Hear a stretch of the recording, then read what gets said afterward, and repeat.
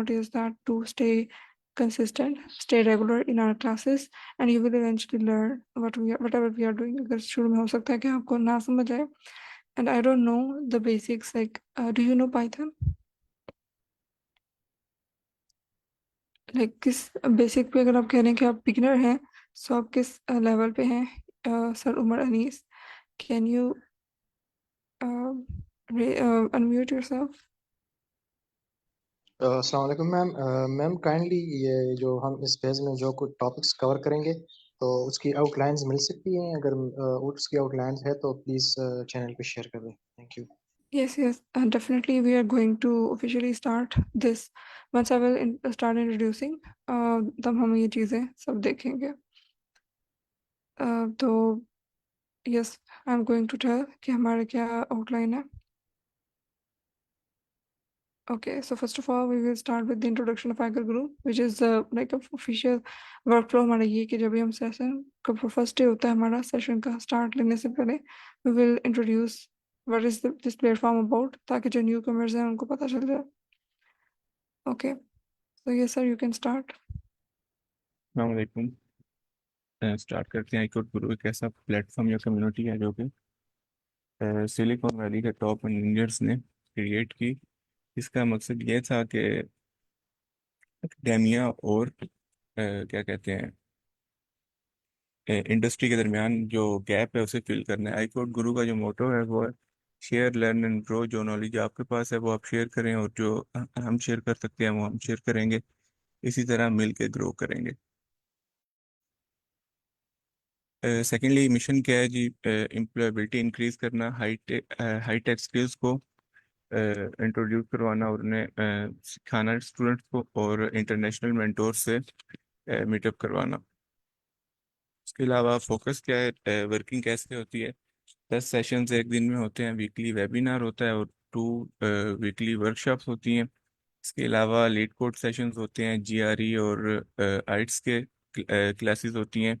और टेक मतलब non tech लोगों के लिए पाइथन के जो इंट्रोडक्टरी कोर्सेज होते हैं वो इंट्रोड्यूस करवाए जाते हैं। इसके अलावा मशीन लर्निंग, डाटा स्ट्रक्चर और भी सेशंस होते हैं टाइमली। और जो ये सेशंस होते हैं वो सारे फेसबुक पे लाइव होते हैं, आप उनकी रिकॉर्डिंग भी देख सकते हैं। इसके अलावा रिसेंट अचीवमेंट्स की बात करें तो 600+ इंटरनेशनल अवार्ड्स और हैकाथॉन्स में जो कि स्टूडेंट्स ने विन किए हैं। फुली फंडेड स्कॉलरशिप्स हर साल की तरह इसी साल भी बहुत से मतलब स्टूडेंट्स ने विन किए हैं स्कॉलरशिप्स। और इंटरनेशनल मार्केट में और नेशनल मार्केट में इंटर्नशिप और जॉब के अपॉर्चुनिटीज भी होती हैं। उसके अलावा 38 Pakistani teams earned higher score in C S puzzle day organised by Harvard. ये हार्वर्ड की तरफ से एक कंपटीशन होता है जिसमें 38 टीम्स ने 9 आउट ऑफ 9 पजल्स को सोल्व किया था। उसके अलावा 2 हैकाथॉन्स होती हैं और 71 मेंटोर इस साल भी सिलेक्ट हुए हैं। Code in place Stanford university में 301 student from I code Guru participated in Google code game 2023, जो कि पिछले साल आई थिंक 21 थे। उसके अलावा 3 interns went to Etihad aviation group Abu Dhabi. Zubair Zafar और मैम सबा उनमें से 2 थी और third one I don't know. Thank you so much for joining this session. अगर आपने रजिस्टर करना हो तो ये URL है, मैं ये चैट में शेयर कर दूंगा। और जो रिकॉर्डिंग्स देखनी हो तो आप फेसबुक पे इसे देख सकते हैं। Over to you ma'am. Okay, thank you very much. All right, so now we will officially start our session. So first of all, let's just gather the few questions जो कि फेज 2 के हवाले से हैं कि हमने क्या चीज़ें इसमें कवर करनी है।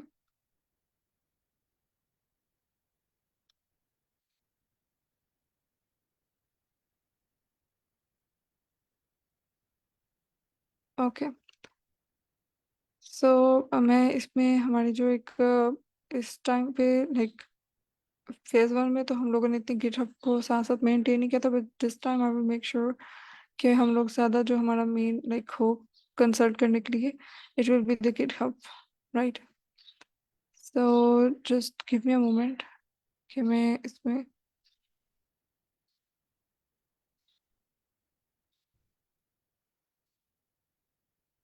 okay, so I will actually pin this in the Slack channel, so don't worry about it. Okay.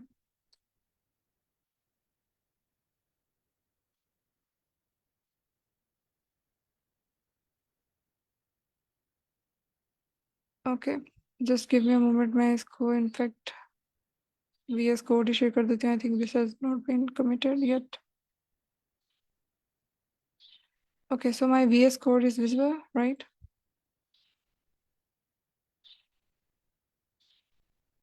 Yes, ma'am.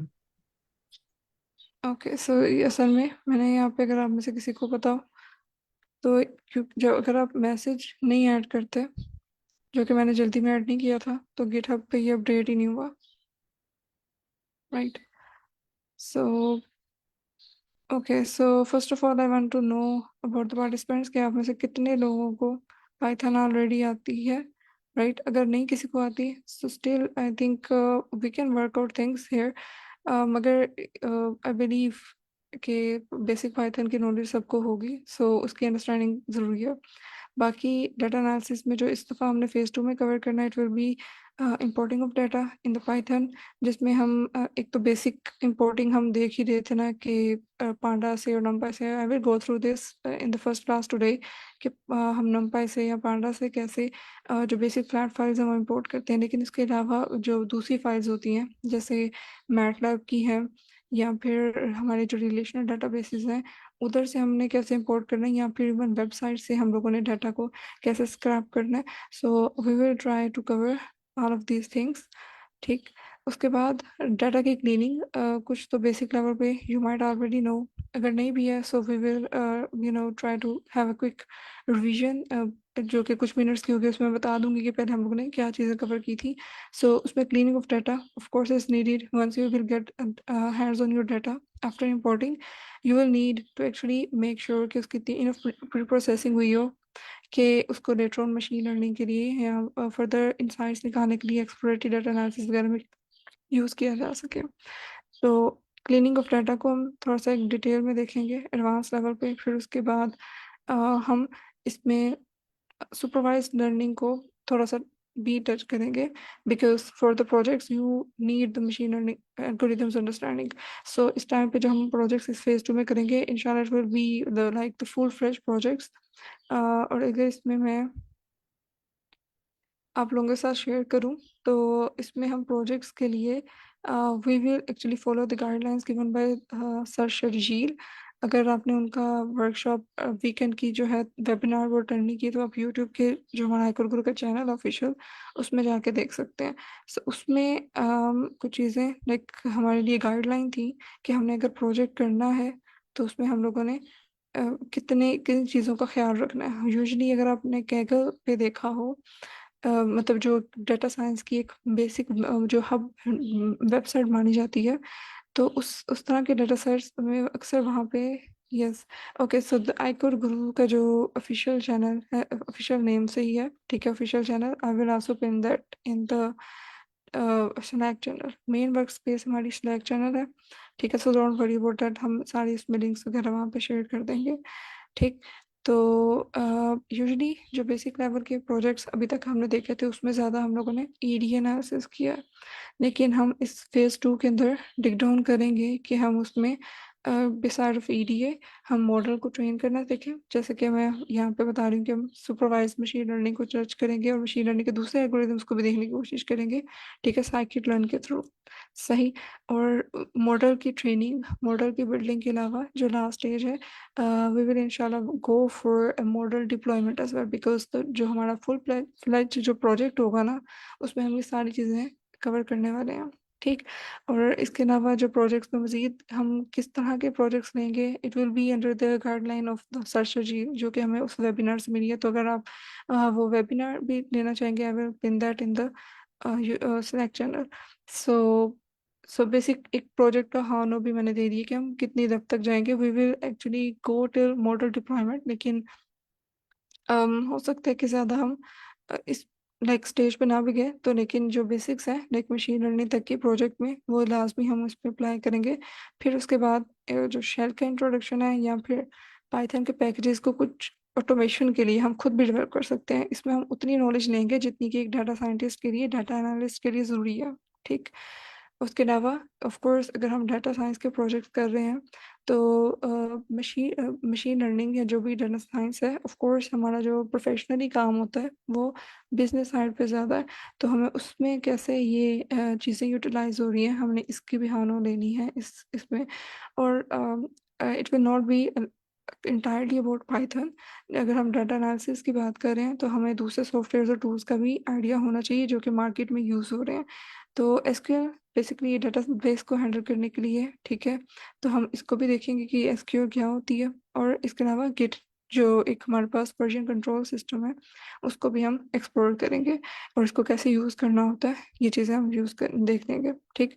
So these are a bird eye view I can say कि जो कोर्स डिस्क्रिप्शन में मैं बता सकती हूँ अभी फिलहाल के लिए as an intro. Yes sir. Khalid, do you have any question? Ma'am अगर आप चाहें, सॉरी, मेरा यही सजेशन था कि अगर हम गिट और गिट हब को पहले से देख लें, ताकि अगर हमारे पास प्रोजेक्ट्स हो वो हम ऑन टाइम अपलोड करते जाए, क्योंकि बज़ात खुद मुझे गिट का इतना ख़ास नहीं है. तो मैं इसलिए सजेशन देना चाहूँगा कि गिट और गिट हब को अगर हम फर्स्ट टाइम पे कर ले तो अच्छा हो, क्योंकि वो बेसिक हमने ऑलरेडी पढ़ी हुई है. तो अगर आप okay, that's a nice suggestion. ठीक है, मैं इसको कमिंग सेशंस में इनकॉर्पोरेट करती हूँ. सो या दिस इज राइट सजेशन. तो हो सकता है कि हम इसको शुरू वाले वीक्स में ही कर लें. तो that's also good. I we can work on it. So any other suggestion और फीडबैक, या कोई और क्वेश्चन जो इस कोर्स कंटेंट से रेलिवेंट हो?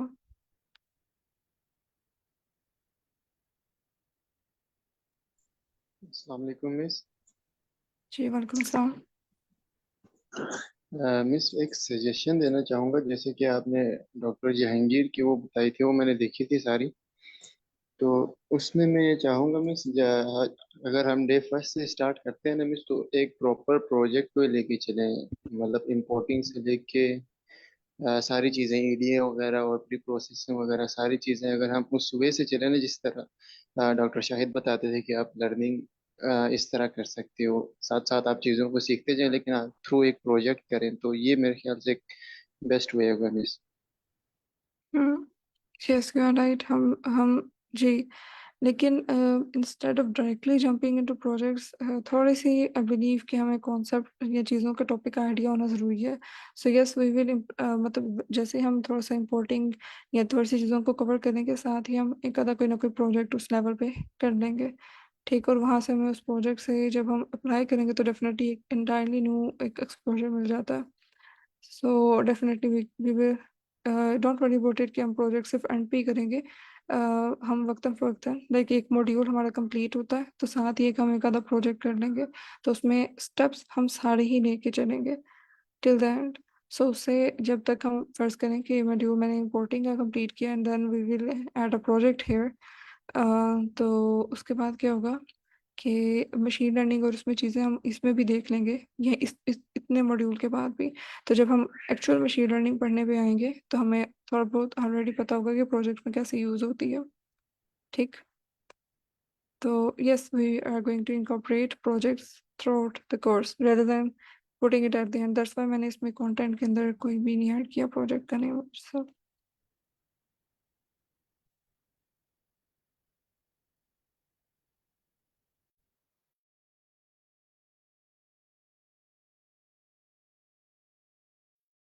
Alright then, any other question? So should we move forward?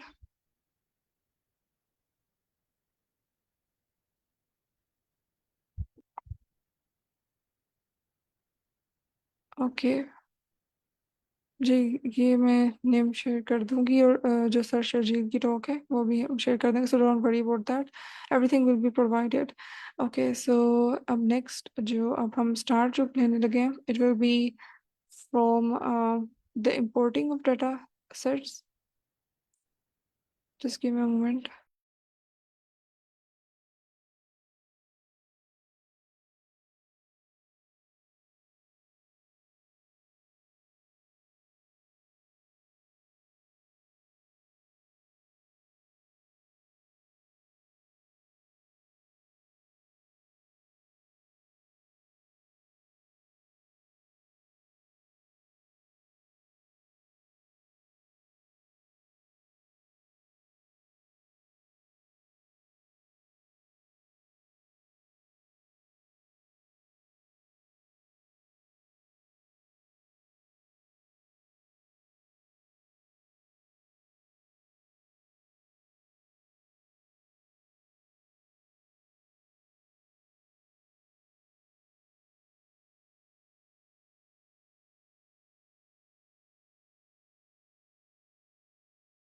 So sorry, I was muted.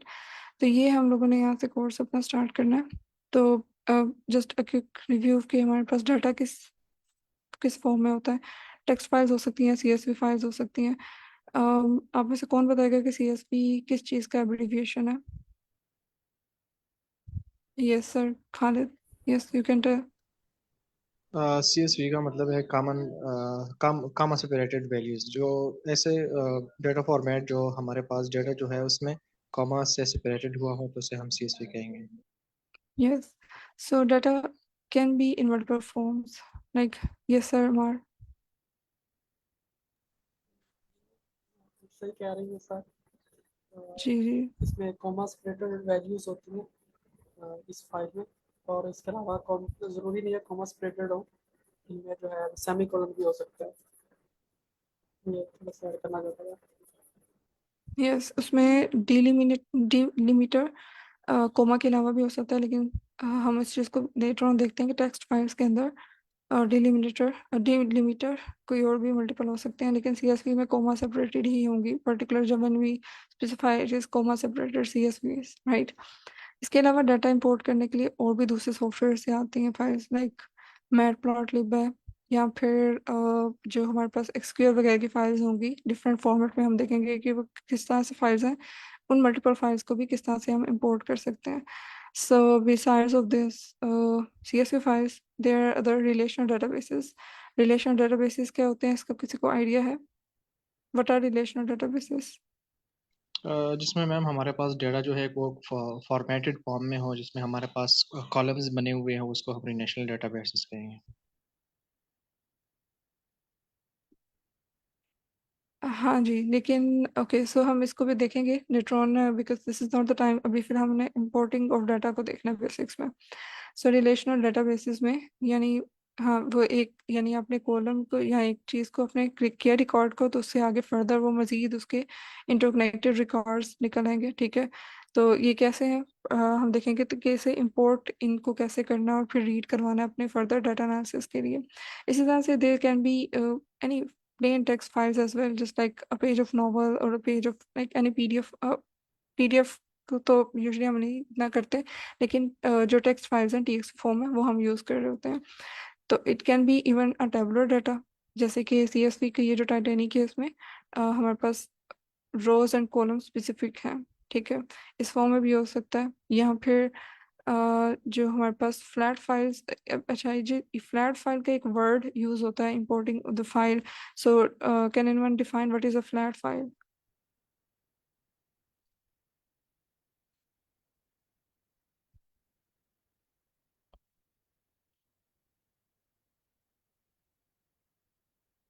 Ji, can anyone tell flat file क्या होती है?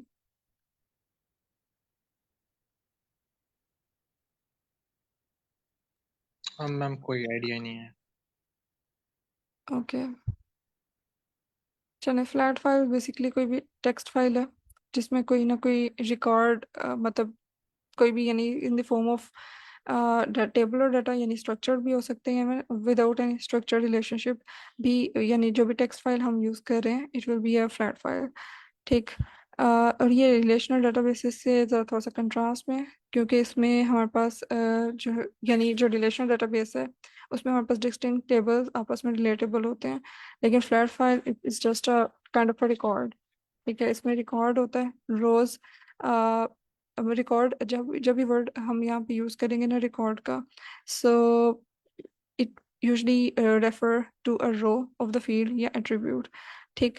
सो so in general like we can say कि जो text files हम use कर रहे हैं import करेंगे उनको हम कहते हैं ये फ्लैट फाइल्स हैं। राइट। जैसे कि यहाँ पे कोई भी टेक्स्ट फाइल मैं रीड कर रही हूँ, यहाँ पे मेरे पास एक फर्स्ट करें कोई भी एक रैंडम, उसने यहाँ पे एग्जांपल दी कि एक टेक्स्ट फाइल है। ठीक। तो उसको ओपन कैसे करना है, मुझे इंपोर्ट कैसे करना है ताकि मैं उसको लेटर ऑन यूज़ कर सकूँ। ठीक है। सो फर्स्ट ऑफ ऑल तो काम ये नहीं कि ओपन, राइट, एक तो जेनेरिक बगैर किसी लाइब्रेरी को यूज़ किया है we can use the command of open in the Python. तो उसमें फाइल नेम जो भी मैं डायरेक्टली यहाँ पे ऐड कर सकती हूँ कोमास में, मेक श्योर कि ये वो इन्वर्टेड कोमास में। और एक और चीज़ ये जो कि ज़रूरी है कि आपकी उसी फोल्डर में हो जिस फोल्डर में आप अपनी जुपिटर नोटबुक को यूज़ कर रहे हैं। अगर वो उस फोल्डर में नहीं है then you also have to define the path of that file, अगर वो किसी और फोल्डर के अंदर है। लेकिन इजी और कन्वीनियंट वे यही है कि आपके जिस जिस फोल्डर के अंदर जुपिटर नोटबुक की फाइल है उसी फोल्डर में आप अपने उस जो डाटा सेट की फाइल है उसको रख रहे हैं, तो आपको पाथ नहीं देना पड़ेगा, डायरेक्टली जस्ट नेम से वो एक्सेस कर लेगा because it is in the same location, right. Otherwise you have to set the path which is also an easy thing. हम उसको भी देख लेंगे किसी एक आधे एग्जांपल में। अच्छा, तो ओपन का जस्ट एक पाइथन में कमांड है विच वी रेफर, और यहाँ पे हमने आर को कोटेशन में इसने मोड में लिखा हुआ है आर। अगर हम स्पेसिफाई नहीं करते, अगर मैं उसमें मोड स्पेसिफाई नहीं करती तो सिर्फ ओपन कर देगा फाइल, लेकिन जब मैं उसे कहूँगी ना कि फाइल बताओ कि इस फाइल में है क्या, प्रिंट करो फाइल को, तो कुछ भी डिस्प्ले नहीं करेगा बिकॉज उसने ओपन किया है, उसको रीड नहीं किया। ठीक है। तो मुझे उसको बताना है कि ओपन भी करो इस फाइल को और उसको रीड भी करो। ठीक। तो रीड करने से क्या होगा कि बेसिकली जैसे हम कोई भी फाइल खोलते हैं रीड ओनली मोड होता है ना, जैसे जस्ट फॉर एन एग्जांपल, तो उसमें आप चेंज नहीं कर सकते हैं, लेकिन आप खोल के देख सकते हैं कि इसमें इस फाइल के अंदर है क्या क्या। ठीक। रिकॉर्ड क्या क्या पड़ा हुआ है। तो इससे यही होगा कि आपने अगर फर्ज करें आप एडिटिंग नहीं करना चाह रहे, आप जस्ट उसको भी ओपन करना है और आपने उसको यूज़ करना है उस इंफॉर्मेशन को एनालिसिस के लिए, so you can just use mode are.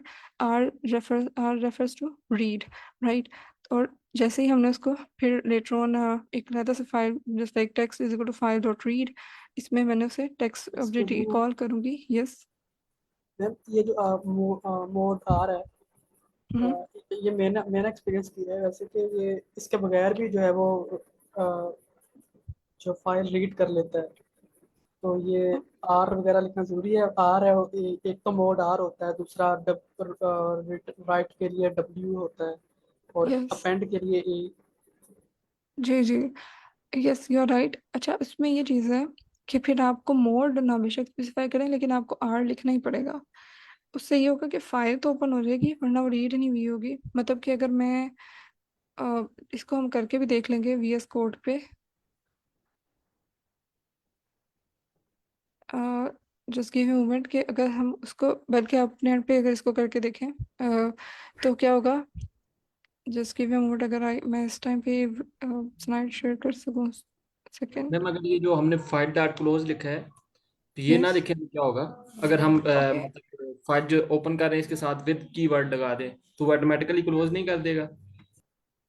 Can you repeat this question, like file और क्लोज की बजाय हम क्या करें? हम विद कीवर्ड लिख दें जब हम फाइल ओपन कर रहे हैं उसके साथ, तो वो ऑटोमेटिकली जब हम मतलब हमारा काम खत्म होगा तो वो ऑटोमेटिकली क्लोज कर देगा फाइल को। That's a good point. Yes.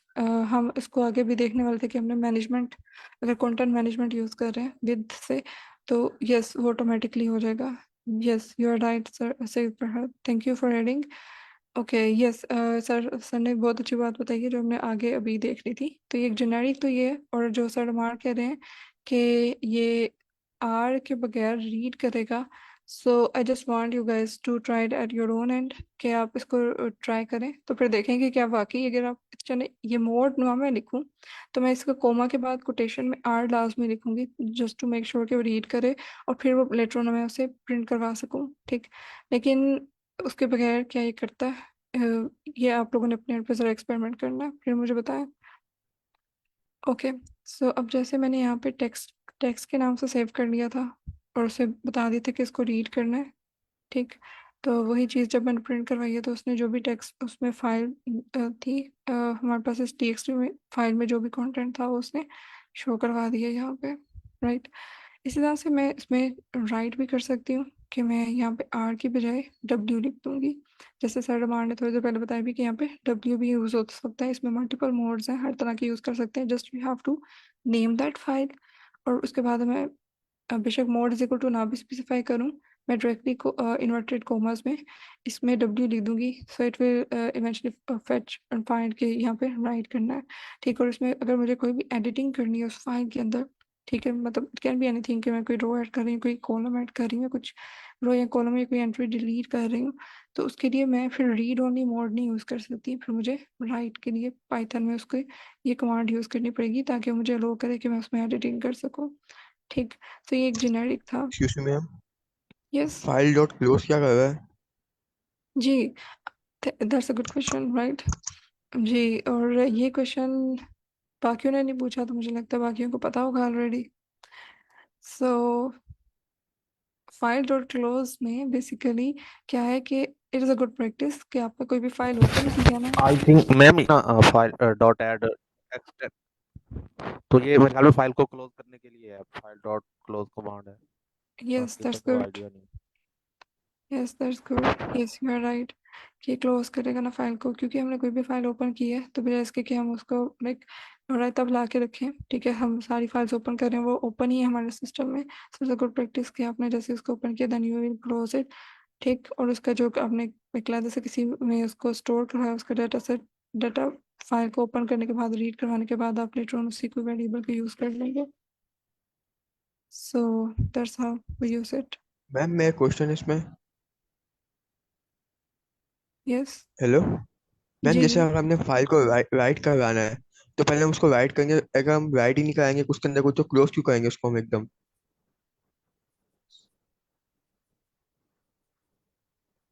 File अगर हमारी राइट क्लोज नहीं मोड में है ना करवाएंगे अभी। तो सारी चेंजिंग फाइल के अंदर होती रहेंगी, मतलब हमने फाइल को फिर जब हम काम करते हैं तो फिर क्लोज भी तो करते हैं। Okay brother, thank you. Ma'am excuse me, kindly ma'am दोबारा ये फाइल डॉट क्लोज इसका अगर दोबारा रिपीट करते हैं कि ये किस वजह से है ये वाला कोड, क्यों ये वाला कोड लगा रहे हैं? कि कोई क्वेश्चन रिपीट कर देंगे, एक्चुअली हाँ मेरा नेट थोड़ी देर के लिए अनस्टेबल हुआ है गैस। जी मैम, जी मैम मैं ये कह रहा था कि काइंडली अगर आप ये फाइल डॉट क्लोज ये वाला कोड दोबारा बता दें कि ये वाला कोड क्यों यूज हुआ है। Okay, so yes, Sayed Farhad had added a good answer here as well कि आप सिस्टम के रिसोर्सेज को, क्योंकि आपने जारी बात है जब आपने साइट से ओपन की हुई है, ठीक है, it will be a burden on your resource as well, right. तो इट्स अ गुड प्रैक्टिस कि जैसे ही आपने ओपन की, ठीक है, फाइल यूज़ की है, उसके बाद उसको आप क्लोज लाजमी कर दें, ठीक है, it's a good practice to do it, right. So next, मैं मुझे ये लग रहा था कि शायद ये फाइल डॉट क्लोज है ये प्रिंट करवाने के लिए कोई कोड है। नहीं, it's just to close the file as its name shows, right, क्योंकि we all know कि पाइथन जो एक सूडो कोड टाइप ही है ना, ठीक है, उसकी जो इंग्लिश में मिलते जुलते वर्ड्स जो आ रहे हैं ना वो वैसे उनका मीनिंग यूजुअली सेम ही होता है, so file dot close means that you want to close the file, right, so okay, so अब इसमें और हमने इवन की रीडिंग करते हुए भी इसको यूज़ किया है, ठीक है, रीडिंग और राइटिंग दोनों में यूज़ किया, क्योंकि whenever you are opening the file तो उसको एक क्लोज की कमांड देके इसको it's a cost effective way for your resources as well. अब जैसे हम एक सर ने पहले ऐड किया था हमारे यहाँ पे पार्टिसिपेंट ने कि हम अब जो मैं इसमें ऊपर बार बार मुझे क्लोज करना पड़ रहा है, राइट, सो इट्स बेटर कि मैं कोई कॉन्टेक्स्ट मैनेजर सिस्टम को यूज़ कर लूँ, ठीक है, कोई फंक्शन ऐसे यूज़ कर लूँ कॉन्टेक्स्ट मैनेजिंग के लिए, ठीक है, तो उसके लिए मुझे खुद से क्लोज का नहीं देना पड़ेगा, जैसे इस ये जो एक विद का अगर मैं यूज़ करती हूँ ना, ठीक है, यानी अब मैं कोड को स्टार्ट करूँ कि विद इस कॉन्टेक्स्ट मैनेजर को यूज़ किया मैंने विद को, और फिर इसके थ्रू मैं कहती हूँ कि ओपन करो ये वाली फाइल और इसको रीड करो, ठीक है, आर का मतलब ये है कि उसको रीड भी करना है, ठीक है, और फिर जब मैं उसे रीड करवाऊंगी फिर मैं उसे कहूँगी ना प्रिंट, ठीक, फाइल डॉट रीड, तो फिर ये मुझे ये टेक्स्ट दे देगा, सही शो करवा देगा डिस्प्ले जो भी इस टेक्स्ट टीएक्सटी फाइल के अंदर है। सही। अब मुझे क्योंकि मैंने इसमें कॉन्टेक्स्ट मैनेजर यूज किया है, so I don't need to add a close command at the end. सही। सो इस तरह से इंपोर्ट करते हुए फाइल, ये this is the general general Python, these are the Python commands के इस तरह से यूज होती हैं। सो यस सर विजय जी।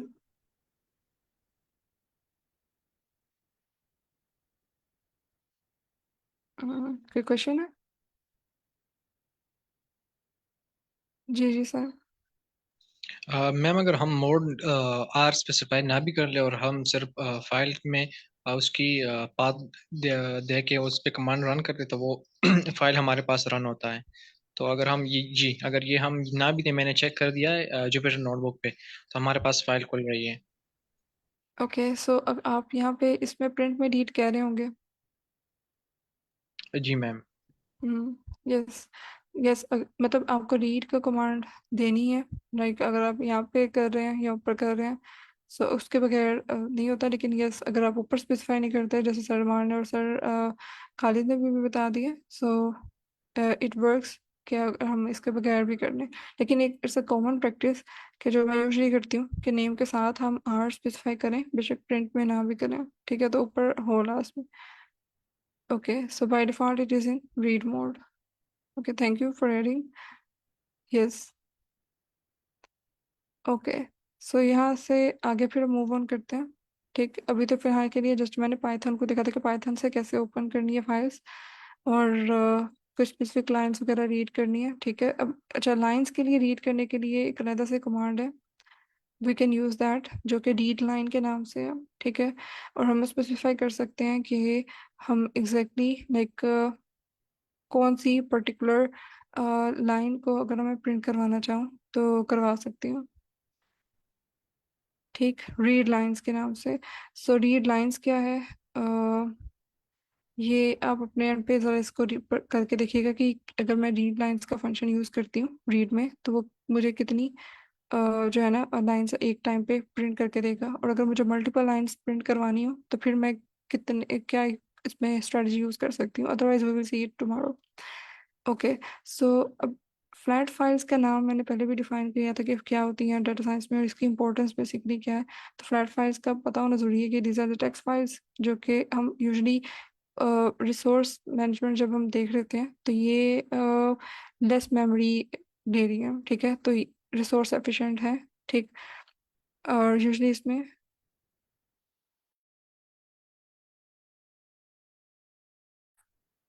तो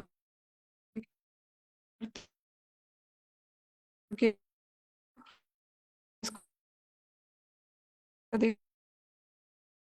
फ्लैट में अगर मैं पे टेबल को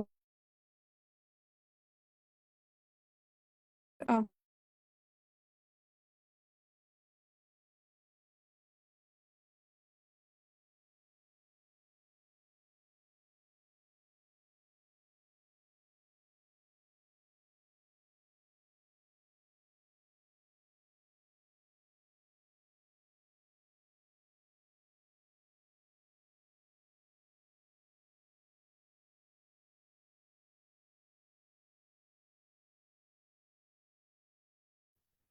जी।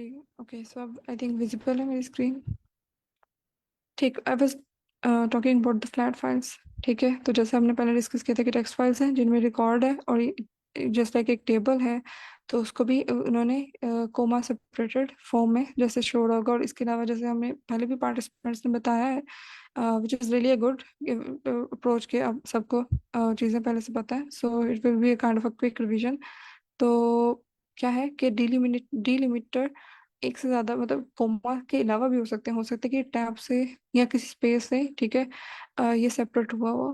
ठीक, तो delimiters can be of multiple kinds. ठीक है, कोमा सेपरेट फाइल में these are usually the commas. और इसके अलावा जैसे मैंने बताया था कि रिकॉर्ड है। ठीक, तो रिकॉर्ड का वर्ड हम यूज करते हैं रो के लिए, राइट। या एट्रीब्यूट्स के लिए, ठीक है। जो अगर मैं रो वाइज बात कर रही हूँ तो मैं इसमें कहूँगी कि रिकॉर्ड्स हैं, ठीक। और अगर मैं कॉलम की बात कर रही हूँ तो यूजली इसके लिए जो अल्टरनेटिव डाटा एनालिसिस में जो कीवर्ड्स यूज होते हैं वो फीचर या एट्रीब्यूट है। यानी अगर मैं कह रही हूँ ना फीचर, सर्वाइव का फीचर, देन इट मीन्स कि मैं सर्वाइव के कॉलम की बात कर रही हूँ, ठीक है। या मैं एट्रीब्यूट की अगर बात, वो कीवर्ड यूज करी कि मैं अगर कहती हूँ कि एज का एट्रीब्यूट, इसकी क्या डाटा टाइप है, सो दैट मीन्स कि मैं एज के कॉलम की बात कर रही हूँ। और अगर मैं एज के रिकॉर्ड की बात करती हूँ कि इसका फर्स्ट रिकॉर्ड, तो दैट मीन्स कि मैं फर्स्ट रो में एज की जो वैल्यू है उसको देख रही हूँ कि वो 22 है, ठीक। So these are the alternative keywords which are consistently used, ठीक है। रिकॉर्ड, एट्रीब्यूट्स और कॉलम, फीचर और लाइक इसमें एट्रीब्यूट बेसिकली वो उस पर्टिकुलर डाटा सेट का है ही है, ठीक है। तो कॉलम और फीचर और रिकॉर्ड और इसमें आप इसको रो के अल्टरनेटिव ले सकते हैं, ठीक। Excuse me ma'am, yes. Excuse ma'am, ये जो रिकॉर्ड है रो ऑफ फील्ड और एट्रीब्यूट्स, इधर भी एट्रीब्यूट्स लिखा हुआ है, और अगर कॉलम, फीचर्स और एट्रीब्यूट, अगर इन दोनों को, यस। कॉलम या रो को दोनों को अगर हम एट्रीब्यूट कहेंगे तो इसमें तो डिफरेंशिएट करना था कैसे होगा? कोड ओके सो कहेंगे तो उसका बेसिकली, हाँ जी, ओके सो यूजली वैसे फीचर और रिकॉर्ड इसी तरह से वर्ड्स यूज होते हैं, लेकिन हाँ एट्रीब्यूट्स लाइक इट्स समथिंग कि वो उसके पर्टिकुलर उसकी क्या, मतलब अगर मैं कहती हूँ नेम का एट्रीब्यूट, ठीक है, तो उसमें उसकी क्या पर्टिकुलर इंफॉर्मेशन पड़ी हुई है, ठीक है, उस पर्टिकुलर रो और कॉलम के अंदर, सही। तो एट्रीब्यूट्स इज जस्ट लाइक कि उसकी रेलिवेंट क्या प्रॉपर्टी है, उसका क्या, उसकी रेलिवेंट इंफॉर्मेशन है, ये उसको सिग्निफाई कर रहा है, तो that's why we use it alternatively, right. Like you don't dig deeper into it technically, right, ये अल्टरनेटिवली यूज हो रही है, लेकिन मेजर जो है वो फीचर और रिकॉर्ड के वर्ड यूज होंगे, रिकॉर्ड या feature, right. Okay, thank you. Okay, सही। तो इसके अलावा हेडर क्या होता है? हेडर मैम जो जिसमें इंफॉर्मेशन दी होती है CSV यस। फाइल में। हाँ जी जी, अक्सर अगर देखें कि हेडर क्या है, कि जो CSV फाइल में या टेबल जैसे होता है तो उसके ऊपर कॉलम का नेम होता है, ठीक है। इसी तरह CSV फाइल में भी जो उसके फर्स्ट, क्योंकि हमने कॉमा सेपरेटेड फॉर्म में इसको अपने मेमोरी एफिशिएंट बनाने के लिए ही बनाया हुआ है CSV फाइल के अंदर, तो जो कॉलम के names and respectively comma separated first row के अंदर फर्स्ट रिकॉर्ड में आ रहे होंगे, तो ये हमारा बेसिकली हेडर है, ठीक। हर कॉलम के नेम उसका हम कह देते हैं header, right. It's easy term, right. तो इसके अलावा जो डिलीमीटर्स है, जैसे यहाँ पे उसने बताया कि कोमा या टैब्स भी हो सकते हैं, ठीक है, हमारी फ्लैट फाइल्स के अंदर। जैसे यहाँ पे एक टैब डिलीमिटेड फाइल की उसने एक एग्जांपल शो किया है CSV में, हमें हमें नजर आता है कि कोमा से सेपरेट है, यहाँ पे टैब से सेपरेटेड फाइल्स हैं, ठीक। ओके, जैसे अब ये एमनिस्ट का डाटा सेट क्या होता है? एमनिस्ट एक बहुत पॉपुलर डाटा सेट है, ठीक है। उसमें बेसिकली हैंड रिटन हमारे पास डिजिट्स की एक लो रेजोल्यूशन की इमेजेस है। लेटर ऑन हम इसे मशीन लर्निंग में एज अ टॉय प्रोजेक्ट भी यूज करेंगे। सो इसके बारे में अगर आपने मजीद डिटेल में देखना है, सो you can go through एमनिस्ट data set की इसकी ऑफिशियल वेबसाइट पर। अब हम ये तो मैंने ऊपर एक सिंपल बताया था कि ओपन करना है, रीड करना है, राइट करना है पाइथन में फाइल्स को, लेकिन हम इसके लिए फ्लैट फाइल्स के लिए पर्टिकुलर कुछ पैकेजेस यूज करते हैं। हमने numpy और pandas को किया होगा काफी दफा, राइट। तो numpy और pandas जो दो हैं ये यूज होते हैं in order to import flat files. अब इसमें एक चॉइस थोड़ी सी ये है कि यूजली जो न्यूमेरिकल हमारे पास अगर डाटा सेट है तो हम उसको प्रेफर करते हैं कि वो numpy से हो, और लेकिन अगर हमारे पास कोई मिक्स्ड ऐसा डाटा सेट है जिसमें स्ट्रिंग्स भी हैं और जिसमें मतलब डाटा जो है न्यूमेरिकल के अलावा नॉन न्यूमेरिकल भी है, तो हम उसमें पांडास प्रेफरेबली यूज करते हैं, लेकिन numpy से भी वो हो सकता है, कैसे होगा हम अभी देखते हैं। ओके, सो अब जैसे अगर मैं टाइटैनिक की डाटा सेट की बात करूं, ठीक है, तो उसमें न्यूमेरिकल डाटा भी था और स्ट्रिंग का डाटा भी था, राइट। जैसे हमने ऊपर यहाँ पे देखा कि उसमें नेम में स्ट्रिंग है, ठीक है, और एज में एक हमारे पास न्यूमेरिकल डाटा भी है, ठीक है। तो स्ट्रिंग और मतलब एक मिक्स इसमें डाटा सेट्स हैं, डाटा टाइप्स हैं, तो हम इसमें इसमें यूजली इस तरह के केसेस में पांडास को यूज करते हैं, लेकिन इसको डिटेल में हम देखते हैं। numpy क्या है? न्यूमेरिकल डाटा को स्टोर करने के लिए हमें पता है कि इसमें जो बाय डिफॉल्ट बाय स्टैंडर्ड जो स्ट्रक्चर है वो एरेज के फॉर्म में होता है, ठीक है। तो डाटा इसलिए ये ज़्यादा मेमोरी एफिशिएंट भी है बिकॉज ये एरेज की फॉर्म में एक होमोजीनियस डाटा डाटा टाइप में उस डाटा को स्टोर कर लेती है। हमने ये चीज़ एक्सप्लोर की थी अपने फेज 1 में भी कि अगर फर्ज करें कि हम एक लिस्ट में डिफरेंट डाटा टाइप्स भी डालते हैं ना, फर्ज करें न्यूमेरिकल वैल्यू भी है, फ्लोट वैल्यू भी है, स्ट्रिंग वैल्यू भी है, तो जब हम उसको नंपाई एरे में कन्वर्ट करते हैं तो वो एक एक सबको होमोजीनियस कर देता है, एक ही ऐसी डाटा टाइप में कर देता है कि जिसमें सारे उस इंफॉर्मेशन को वो कैटर कर सके, ठीक है। तो इस वजह से क्या है कि ये हमारे लिए ज़्यादा इजी और फास्टर भी हो जाता है कि जब एक ही जैसा डाटा टाइप हो गई एरे में तो उसको लेटर ऑन प्रोसेस करना ज़्यादा इजी है। तो हमें पता है कि न्यूमेरिकल डाटा टाइप के लिए बेस्ट फिट है, हम इसको प्रोसेस कर सकते हैं। तो numpy arrays में स्टैंडर्ड वे ये है कि न्यूमेरिकल डाटा स्टोर करने के लिए, और ये बेसिकली क्योंकि बहुत सारी दूसरी लाइब्रेरीज इस पे बिल्ट इन है तो एक एसेंशियल पैकेज है कि दूसरे जो scikit learn वगैरह की लाइब्रेरीज हैं वो इसके बगैर यूज नहीं हो सकती, तो हमें ये चाहिए numpy। अब numpy की दो कमांड्स ज्यादा यूज होती है, लोड टेक्स्ट और जेन फ्रॉम टेक्स्ट, ठीक। अब ये लोड टेक्स्ट क्या है और जेन फ्रॉम टेक्स्ट क्या है, किसी को इसका आइडिया है? In order to import files हम लोड टेक्स्ट और जेन फ्रॉम टेक्स्ट का यूज करते हैं। सो numpy का सिंपल जो प्रेफरेंस है वो यही है कि ये एफिशिएंट और क्लीन है, राइट। लेकिन ये ऐसा लोड टेक्स्ट क्या है, ठीक है, ओपन करने के लिए जब मैं यूज कर रही हूँ इसको इंपोर्ट करने के लिए किसी भी फाइल को और फ्लैट फाइल को और लेटर ऑन उसको रीड करने के लिए, सो क्या है कि अगर मैं लोड टेक्स्ट करती हूँ सो इस बेसिकली के फाइल नेम दिया, डिलीमिटर, एज वी नो कि इसमें अगर ये कोमा सेपरेटेड फाइल है, ठीक है, तो मैंने इसमें कोमा दे दिया। अगर वो टैब होता तो मैं इसमें \t यूज कर लेती, ठीक। तो हमने इसका डाटा सेट था उसको मैंने इस तरह से load.txt से रीड करवा दिया, ठीक।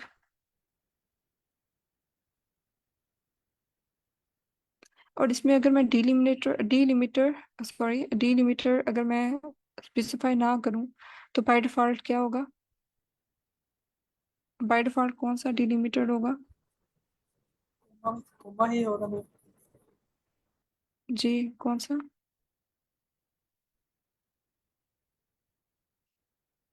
यही वाला जो इधर भी लिखा हुआ है। ओके सो नहीं, इसमें ना बाय डिफॉल्ट वाइट स्पेस ही है, ठीक है। अगर मैं इसको स्पेसिफाई नहीं करती तो वो समझेगा कि जो डिलिमिटेड है वो वाइट स्पेस है इस डाटा सेट में। तो अगर वाइट स्पेस के अलावा कहीं और है तो वो फिर हमें जैसे कोमा या टैब है तो हमें यहाँ पे स्पेसिफाई करना पड़ेगा। अब मैं इसमें अपनी जो इंपोर्ट है उसको कस्टमाइज कैसे कर सकती हूँ numpy में, उसके लिए I will use this kind of arguments in this function.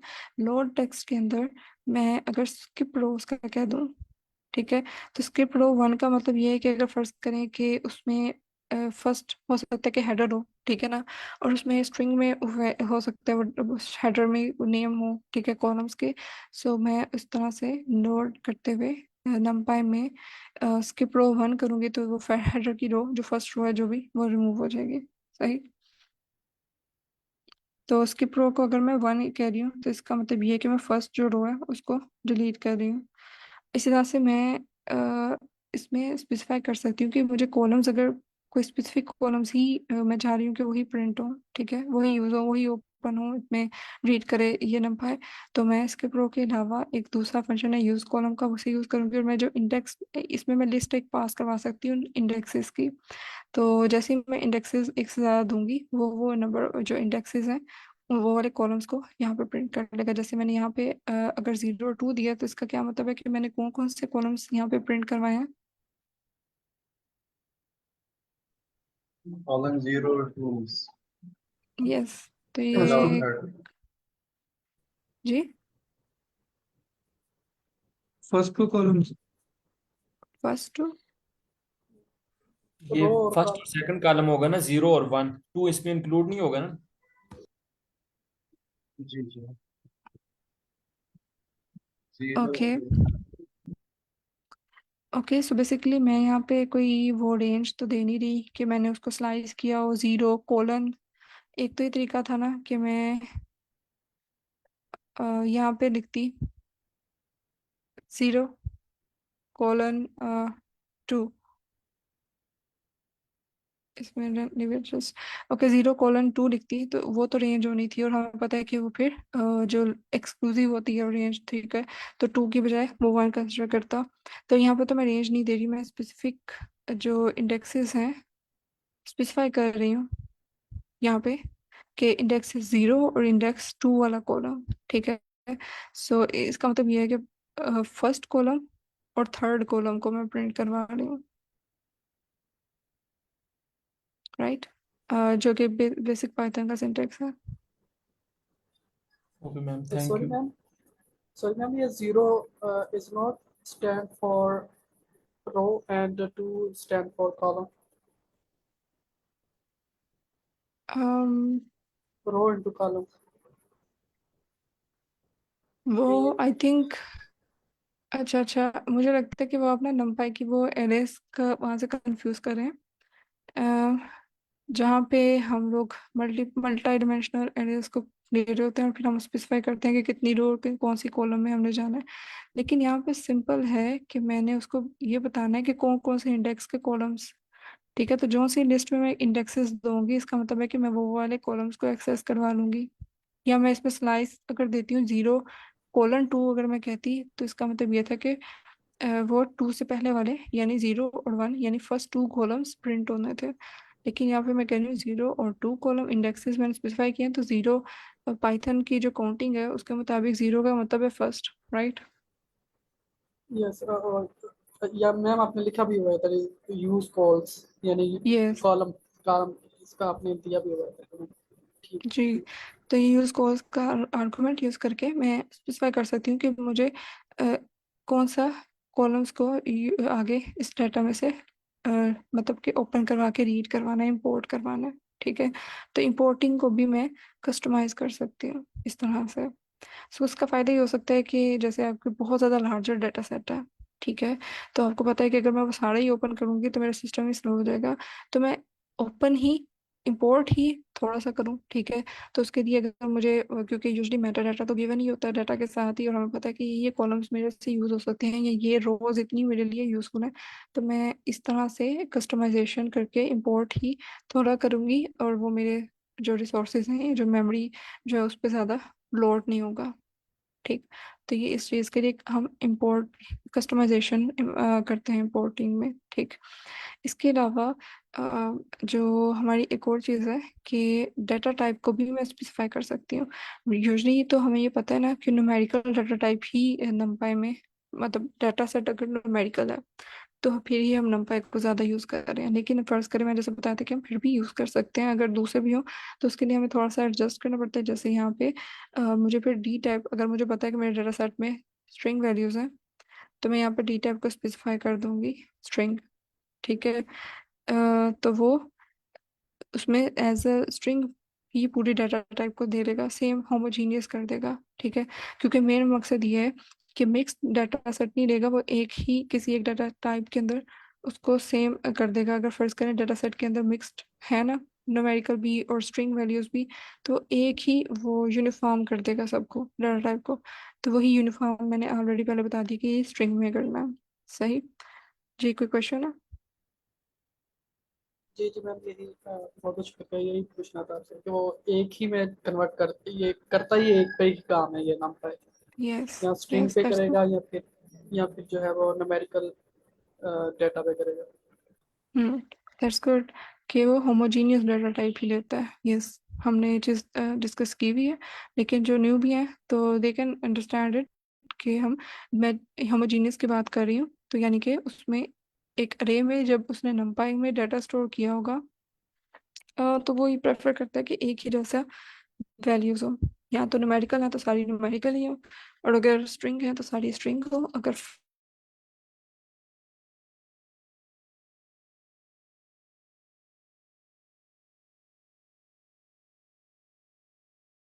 Float है तो सारी फ्लोट हो, और अगर भी कन्वर्ट कर देगा, तो ये भी होता है प्रोसेसिंग करते हुए, लेकिन यहाँ पे करेगा वो एरर देगा।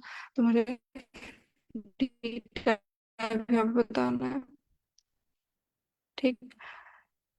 ओके। सब अब यहाँ पे जैसे मिक्स डाटा टाइप था, जैसे और इसके अलावा ये यानी स्ट्रिंग फॉर्म में भी है, और ये हमारे पास कैटेगोरिकल डाटा भी है, और यहाँ पे न्यूमेरिकल डाटा भी है, ठीक है। तो इस तरह के डाटा टाइप्स के लिए मुझे फिर मैं जब इंपोर्ट कर रही होंगी तो मैं डी टाइप स्ट्रिंग कह दूंगी, सही। अच्छा, अब इसमें पांडास पे जाने से पहले आई थिंक हमें थोड़ा सा जितना हमने पढ़ा है इसको ज़रा VS कोड पे एक दफ़ा करके देख लें, ताकि एक प्रैक्टिस हो जाए। एक जी, जी मैम, एनी क्वेश्चन? जी मैम, एक सवाल पूछना चाहता हूँ कि इसमें नमपाई में जो है फाइल को इंपोर्ट करने के लिए हम लोड का जो है फंक्शन इस्तेमाल करते हैं, और पांडास में जो है हम फाइल को इंपोर्ट करने के लिए रीड रीड का फंक्शन इस्तेमाल करते हैं ना, रीड और रीड CSV इस तरह, एम आई राइट? यस, यस, यस, हम उसमें यस, हम रीड CSV अगर हमारे पास ऐसे फाइल है तो हम वो पर्टिकुलर यूज़ कर लेते हैं। और रीड फैदर, जैसे हमने एक फैदर फॉर्मेट भी यूज़ किया था, जो हमने कहा था कि वो CSV, हमें पता है कि CSV एक लाइटर वर्जन है फाइल फॉर्मेट का, बिकॉज हमने भी फाइल टाइप्स डिस्कस किए हैं। तो एक फेदर फॉर्मेट भी होता है, अगर आप में से किसी ने वो पहले यूज़ किया हो, तो वो इवन CSV से भी लाइटर है वर्जन, ठीक है, वो उससे भी ज़्यादा सिंपल होता है। तो उसके लिए फिर रीड फेदर का हम पांडास में कमांड यूज़ करते हैं। तो और भी दूसरी हैं, तो हम वो देखेंगे कि कौन कौन सी हैं मजीद। जी, हम ये don't worry about it, if you are asking for the slide PDF, okay, I will also upload it somewhere and then I will give the drive link. So yes, don't worry, करते हैं इस दफ़ा, साथ साथ ही मैं आपको update देती जाऊंगी इसकी सारी जितनी भी फाइल्स हैं, तो it will not be a mess eight the and. तो anyhow, ये VS कोड मेरा शो हो रहा है, जस्ट कंफर्म इट। ओके, सो यहाँ पे मैंने एक ओके, सही। तो जैसे मैंने यहाँ पे ना एक सैम्पल टेक्स्ट के नाम से इसके फोल्डर के अंदर एक फाइल बनाई थी, ठीक है। उसमें मैंने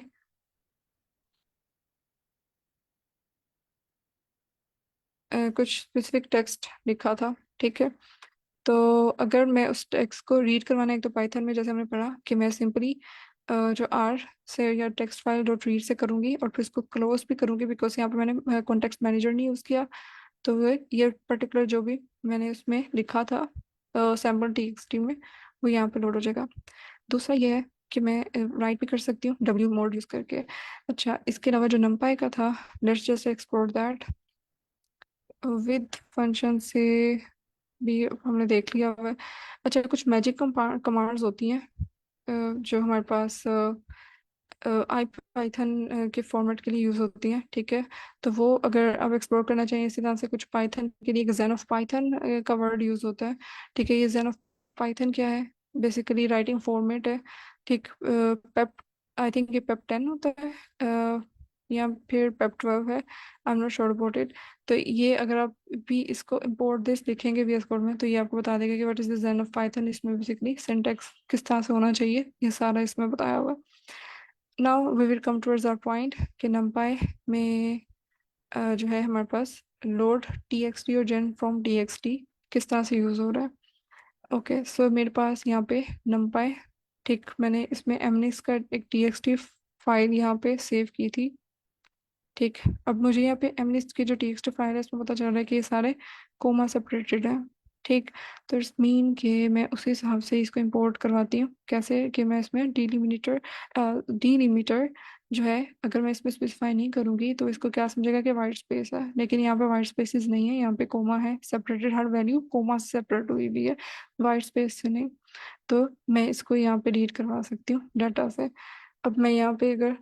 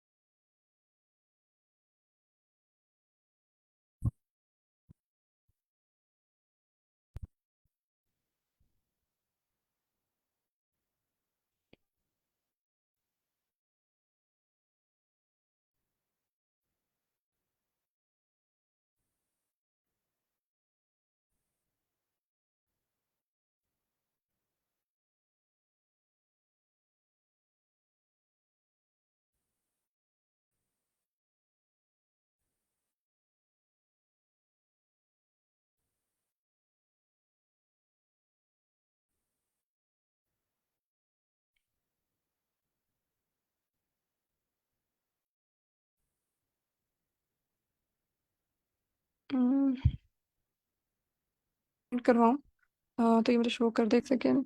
it will show. Okay so ये मार्कडाउन था तो ये वो यहाँ पे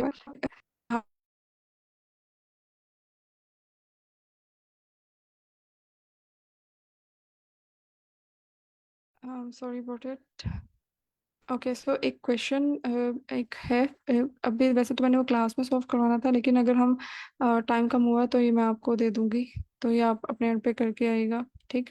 तो जो हमने पढ़ा है ना बेसिकली उसी का ही प्रैक्टिस क्वेश्चन है कि उसमें उसने कहा कि एक np डॉट लोड से लोड टेक्स्ट से मैं एक फाइल जो है वो रीड करवाऊँ। ठीक है। और उसको उसका जो इंडेक्स जो ज़ीरो है, ठीक है, वो मैं उसको प्रिंट करवाऊँ। ठीक। तो जो print data at index zero, ठीक है, ताकि मैं इसका फर्स्ट एलिमेंट प्रिंट करवा सकूँ।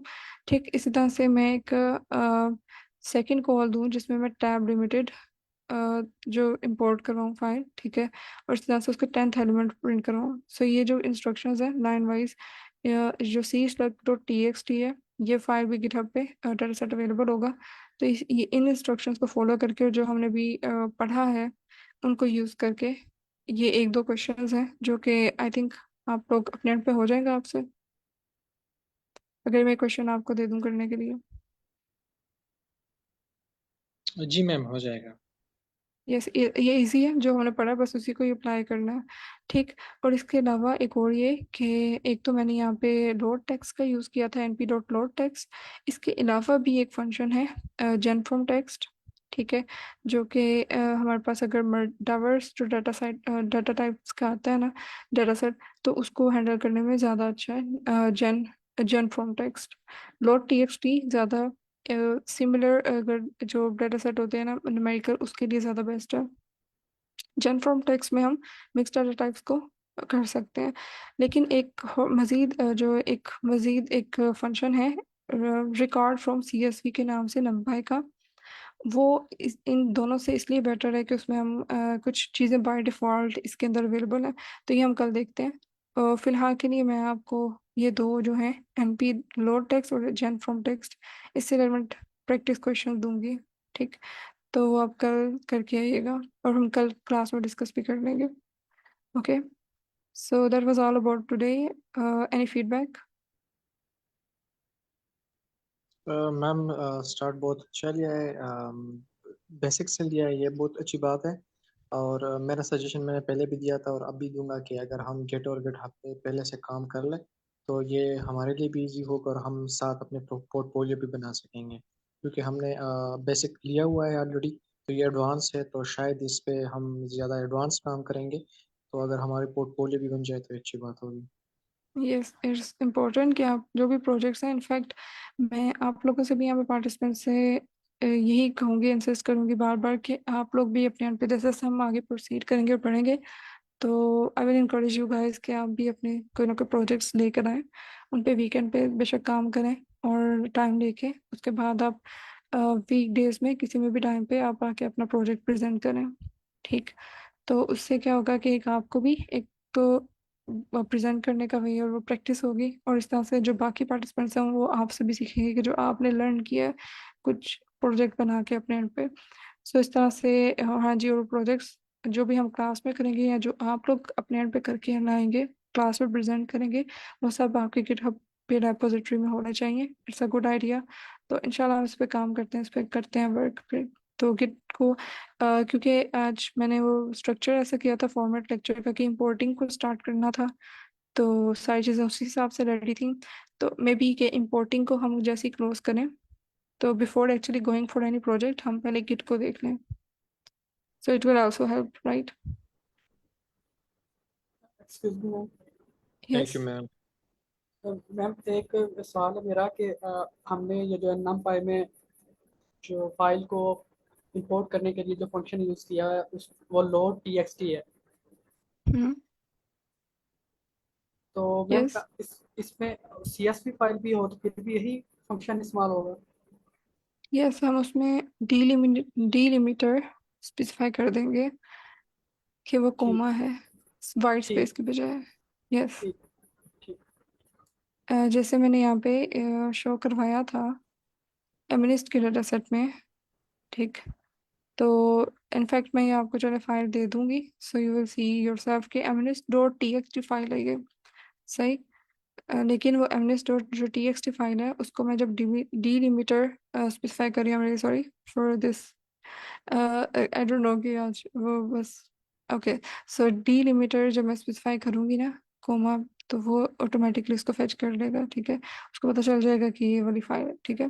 जैसे ये mns जो txt है ना, txt फाइल है, CSV एक्सटेंशन नहीं दी हुई मैंने, लेकिन उसमें मैंने देखा कि यहाँ पे जो सेपरेशन है वो हर वैल्यू एक दूसरे से जो सेपरेट हुई है वो कोमा से भी है इस केस में। तो मैंने यहाँ पे स्पेसिफाई कर दिया। अगर यहाँ पे फर्स्ट करें टैब होता, जैसे इस वाली केस में है, ये C slug dot T X T नजर आ रहा है। जी मैम, हाँ, इस केस एक्सटेंशन में हो रहा है। ये, यस, ये टैब टैब से ना हर वैल्यू टैब से सेपरेट हुई हुई है, ठीक। तो इस केस में मैं यहाँ पे डिलिमिटर /t लिखती, ठीक। और इसके अलावा अभी के लिए फिलहाल यही दो है। तो यानी डिलिमिटर मैं स्पेसिफाई कर सकती हूँ txt फाइल में जिस तरह से भी वो सेपरेट हुए होंगे उस हिसाब से, जब भी मैं numpy से यूज कर रही होंगी, राइट।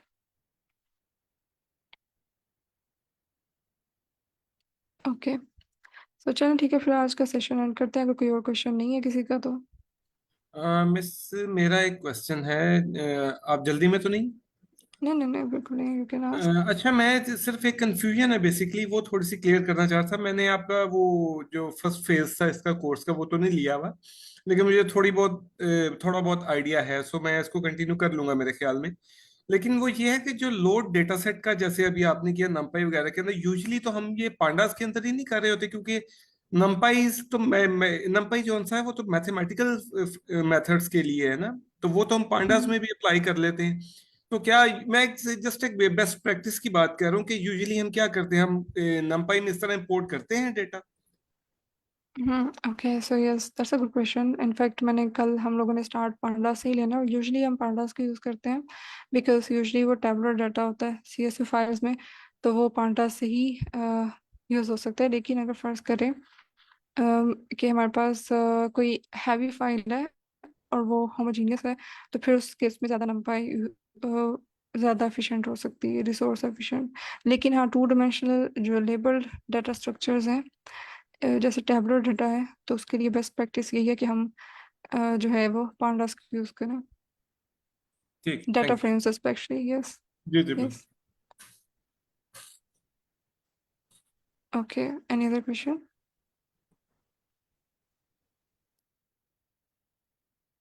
ऑलराइट, चलें, फिर I will end this session. Thank you very much for joining us. See you tomorrow, inshallah. Allah Hafiz.